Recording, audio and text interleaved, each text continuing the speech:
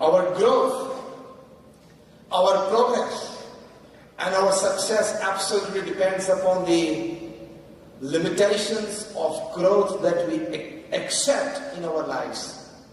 આપણે મનમાં માની રહેશે કે મારાથી આટલું કામ થશે, આ કક્ષા સુધીનું થશે, એટલે એ કક્ષા સુધીનું થાય.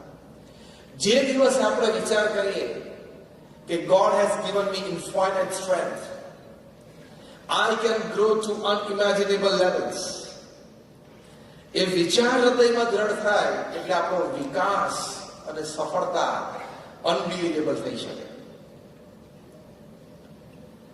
એટલે પ્રથમ અગત્યની વાત છે, જે આપણો મુખ્ય વિષય છે પ્રવચનનો, અ લાઈફ વેલ લીવ, એમાં પહેલી વાત છે કે વિચાર હંમેશા અમર્યાદ કરવા. કોઈ દિવસ પોતાની જાતને એવું કેવું નહીં કે મારાથી નહીં થાય, મને આ નહીં